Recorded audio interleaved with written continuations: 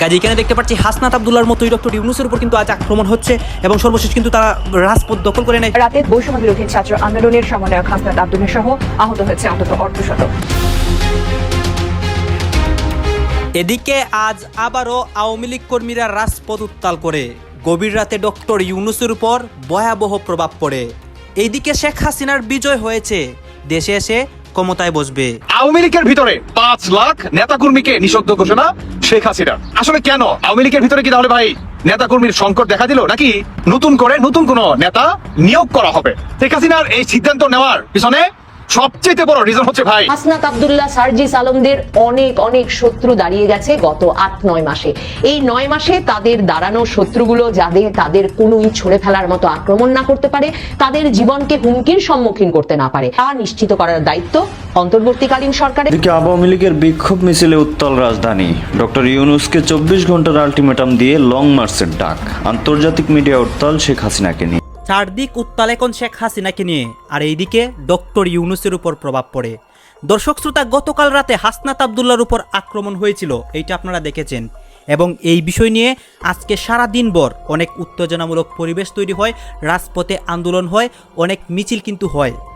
দর্শক শ্রোতা, এই নিয়ে শেখ হাসিনাও বক্তব্য দেয় সে ভারতে বসে এবং তার পরিকল্পনাগুলো সে প্রকাশও করে।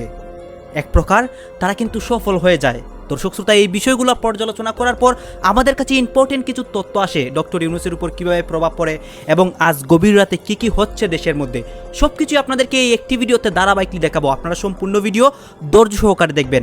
আসুন দর্শক, আমরা আর কথা বাড়াচ্ছি না, আমরা সরাসরি ভিডিওর মূল আলোচনায় চলে যাচ্ছি। এই বক্তব্যগুলো এবং সম্পূর্ণ ভিডিও দেখলে আপনাদের মনে যতগুলো প্রশ্ন রয়েছে দেশের রাজনীতি নিয়ে, সকল প্রশ্নের উত্তর পেয়ে যাবেন। আকাশের রং আর রাজনীতির রং বোঝা বড়দা, যে এটাকে বুঝতে পারে সে সঠিক পথে চলতে পারে, কিংবা সামনে কি হতে যাচ্ছে আকাশের রং দেখেই রোদ না বৃষ্টি হবে সেই সতর্ক নিয়েই তারা মাথার উপরে একটা আশ্রয় নিতে পারে। কিন্তু ভাই রাজনীতি টোটালি একটু হলেও ভিন্ন চিত্র। সেটি হচ্ছে আপনার আওয়ামী লীগের ভিতরে 5 লাখ নেতাকর্মীকে নিষিদ্ধ ঘোষণা শেখ হাসিনার। আসলে কেন আওয়ামী লীগের ভিতরে কি তাহলে ভাই নেতাকর্মীর সংকট দেখা দিল, নাকি নতুন করে নতুন কোন নেতা নিয়োগ করা হবে? কারণ কি এই 5 লাখ নেতাকর্মীদেরকে নিষিদ্ধ কেন করবে? আওয়ামী লীগের ভিতরে কি যথেষ্ট পরিমাণ নেতাকর্মী নাই? আসলে শেখ হাসিনার এই সিদ্ধান্ত নেওয়ার পিছনে সবচেয়ে বড় রিজন হচ্ছে ভাই আওয়ামী লীগের ভিতরে বড় বড় নেতাকর্মী আছে, কিন্তু ওই সমস্ত নেতাকর্মীর চরিত্র ঠিক নাই। তাদের চরিত্র অনেকটা স্লোগানের ভিতর যদি বলে যে পবিত্র, কিন্তু সেই পবিত্রতা তারা ধরে রাখতে পারে নাই। বিধায় আপনার এই সমস্ত অপবিত্র নেতাকর্মীদের দল থেকে লাথি মেরে বের করে দেওয়ার চূড়ান্ত সিদ্ধান্ত বাংলাদেশের সাবেক প্রধানমন্ত্রীর শেখ হাসিনার। বর্তমান যারা নাকি আপনার ত্যাগী কর্মী আছে তাদেরকে তাদের জায়গায় বসানো হবে, মানে আপনার চরম একটা পরিবর্তন আনতে যাচ্ছে আওয়ামী লীগের ভিতরে। আমাদের বাংলাদেশের আপনার এই আওয়ামী লীগের বা বিএনপি, এই যে বড় দুইটা দল, এই বড় দুইটা দলের সমস্যা কি জানেন? যারা নাকি বড় বড় নেতাকর্মী কিংবা যারা নাকি বড় বড় জায়গায় পয়সা থাকে এবং যারা নাকি পিওর মনে করেন দেশকে ভালোবাসে, নিজের দলকে ভালোবাসে, মানে পরিবারকেও এতটা ভালোবাসে না, দলকে যতটা ভালোবাসে, এই সমস্ত নেতাকর্মীদের কখনোই ভাই দলে জায়গা দেওয়া হয় না। জায়গা দেয় কাকে? অমুকের বাইস্তা, তুমুকের বাইস্তা, এই আমার এটা আমার সেটা, তারপরে হচ্ছে আপনার ওই যে পকেটে চুপি সারে লাখ লাখ টাকা গুজে দিতে পারে, তাদেরকে হচ্ছে জায়গা করে দেয়। আর ওই সমস্ত আপনার টাকা খেয়ে যাদের নাকি নিয়োগ দেওয়া হয়, পদ পদবি দেওয়া হয়, তারাই কি দেশের সাথে, জাতির সাথে, জনগণের সাথে, বাংলাদেশের এই সার্বভৌমত্বের সাথে প্রতিনিয়ত বাটপারি করে যায়। বিধায় শেখ হাসিনা 5 লাখ নেতাকর্মীদেরকে নিষিদ্ধ ঘোষণা আওয়ামী লীগ থেকে। উল্টো দিকে আপনারা জানলে খুশি হবেন, সেটি হচ্ছে ভাই আওয়ামী লীগের ভিতরে যারা নাকি বর্তমান রাজপথে আপনারা ত্যাগী কর্মী, মানে পরিবারের দিকে তাকান না, নিজেদের শেষ পরিণতি কি হবে, আপনাদের পরিবারের শেষ পরিণতি কি হবে, আপনারা এদিকেও বা খোঁজ খবর রাখার বা কিঞ্চিত পরিমাণ দ্বিধাদ্বন্দ্বতা আপনারা করেন না আওয়ামী লীগ বা কিংবা আপনার এই শেখ হাসিনার জন্য। হাসনাত আব্দুল্লাহ সার্জিস আলমদের অনেক শত্রু দাঁড়িয়ে গেছে গত 8-9 মাসে।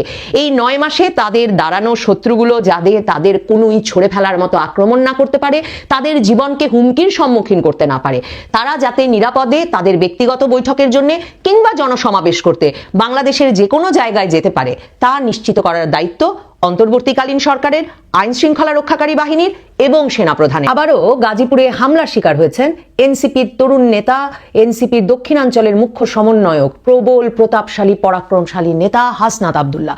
হাসনাত আব্দুল্লাহর মতো নেতার গাড়িতে গাজীপুরে গাড়ি যানজটে আটকা থাকা অবস্থায় চান্দনার মোড়ে এসে একদল তরুণ 4-5টি মোটরসাইকেলে করে এসে তার গাড়িতে ঢিল ছোড়ে, লাঠি দিয়ে আঘাত করে। কথা যা বোঝা যাচ্ছে তাতে এটা নিশ্চিত যে এই গাড়িতেই যে হাসনাত আব্দুল্লাহ ছিলেন তা তরুণরা জানতেন এবং তাকে অনুসরণ। আমরা এখানে দেখতে পাচ্ছি সবাই সবার মন্তব্য প্রকাশ করে এবং তাদের মন্তব্যগুলো দেখে কিন্তু আমরা বুঝতে পারি যে দেশের বর্তমান আপডেট নিউজ এবং দেশের মধ্যে কি চলতেছে। এখানে কিন্তু বিশেষ করে সমন্বয়কদের বিষয় নিয়ে কথা হয়, তাদের উপর যে আক্রমণ হয়েছে, অন্যদিকে নতুন রাজনৈতিক দল এনসিপি তাদেরকে নিয়ে কথা হয়, ডক্টর ইউনূসের বিষয় নিয়ে, শেখ হাসিনার বিষয় নিয়ে। দর্শক শ্রোতা, এতক্ষণ আপনাদেরকে আমরা যা কিছু দেখিয়েছি সব কিছু আমরা সোশ্যাল মিডিয়া থেকে সংগ্রহ করছি। এখানে আমাদের নিজস্ব কোনো মন্তব্য নেই বা নিজস্ব কোনো সিদ্ধান্ত নেই। এইসব থেকে আপনাদের কি মনে হচ্ছে এবং আপনাদের মন্তব্য কি, এটা আপনারা অবশ্যই কমেন্ট বক্সে লিখে যাবেন। এবং আপনাদের কাছে আমাদের একটা রিকোয়েস্ট থাকবে, আপনারা যদি আমাদের চ্যানেলে নতুন দর্শক হয়ে থাকেন চ্যানেলটি সাবস্ক্রাইব করবেন এবং পাশে থাকা বেল বাটনটি বাজাবেন, যাতে করে নেক্সট ভিডিওটা সবার আগে আপনাদের কাছে পৌঁছায়। ধন্যবাদ।